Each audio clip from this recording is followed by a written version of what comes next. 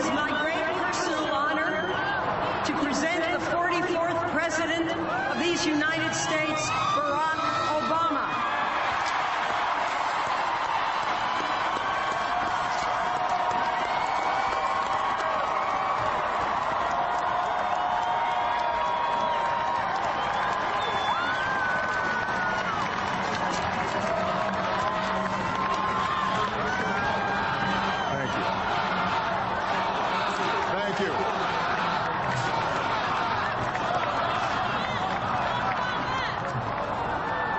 My fellow citizens, I stand here today humbled by the task before us, grateful for the trust you've bestowed, mindful of the sacrifices borne by our ancestors. I thank President Bush for his service to our nation.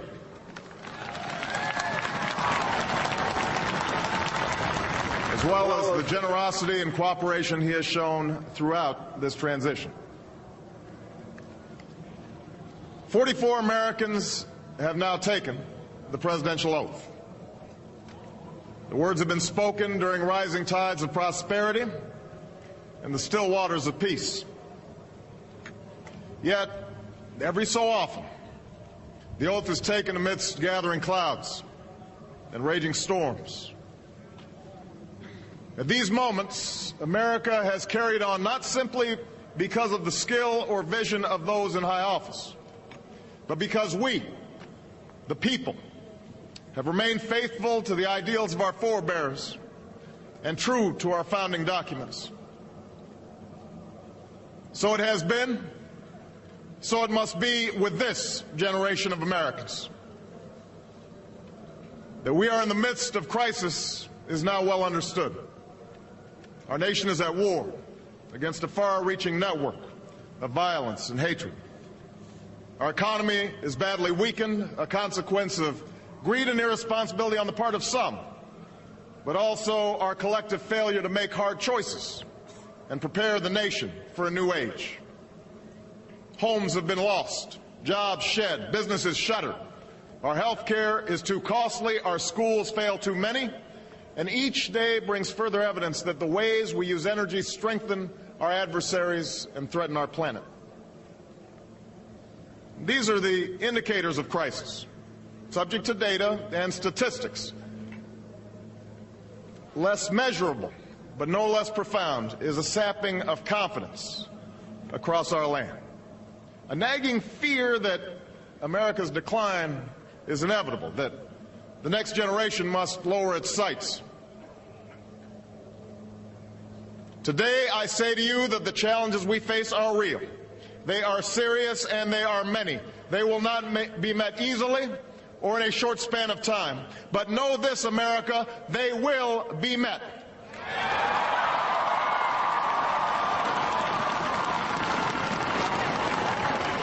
On this day, we gather because we have chosen hope over fear, unity of purpose over conflict and discord.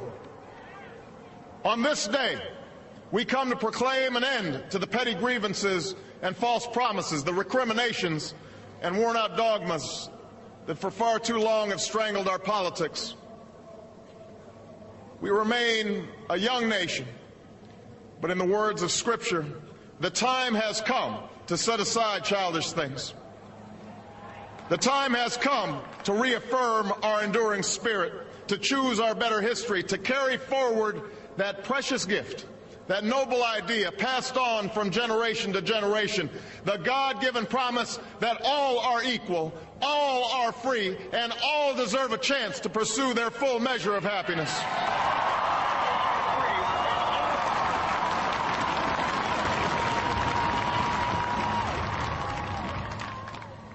In reaffirming the greatness of our nation, we understand that greatness is never a given. It must be earned. Our journey has never been one of shortcuts or settling for less. It has not been the path for the faint-hearted, for those who prefer leisure over work or seek only the pleasures of riches and fame. Rather, it has been the risk takers, the doers, the makers of things, some celebrated, but more often men and women obscure in their labor, who have carried us up the long, rugged path towards prosperity and freedom. For us, they packed up their few worldly possessions and traveled across oceans in search of a new life. For us, they toiled in sweatshops and settled the West, endured the lash of the whip, and plowed the hard earth. For us, they fought and died in places like Concord and Gettysburg, Normandy and Quai San. Time and again, these men and women struggled and sacrificed and worked till their hands were raw so that we might live a better life. They saw America as bigger than the sum of our individual ambitions, greater than all the differences of birth or wealth or faction. This is the journey we continue today. We remain the most prosperous, powerful nation on earth. Our workers are no less productive than when this crisis began. Our minds are no less inventive, our goods and services no less needed than they were last week or last month or last year. Our capacity remains undiminished. But our time of standing pat, of protecting narrow interests and putting off unpleasant decisions, that time has surely passed. Starting today, we must pick ourselves up, dust ourselves off, and begin again the work of remaking America.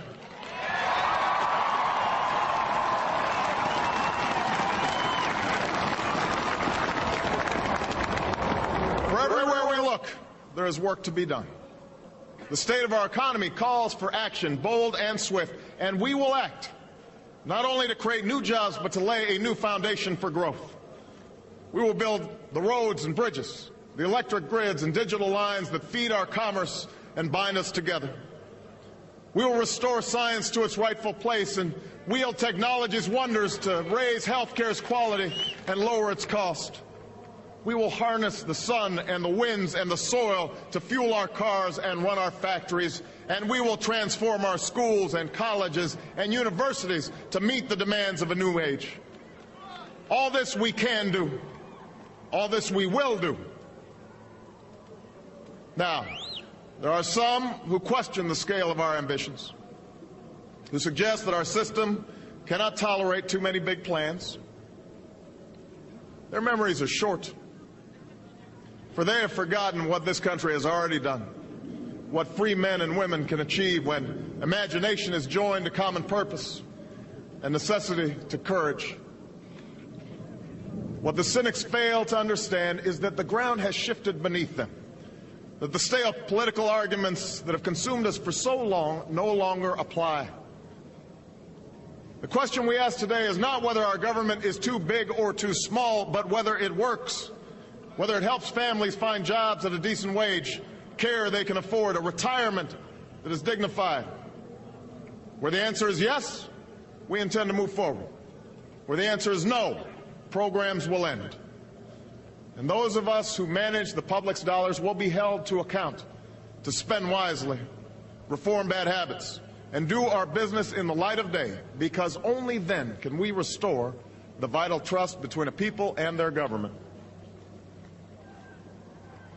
Nor is the question before us whether the market is a force for good or ill. Its power to generate wealth and expand freedom is unmatched. But this crisis has reminded us that without a watchful eye, the market can spin out of control. The nation cannot prosper long when it favors only the prosperous.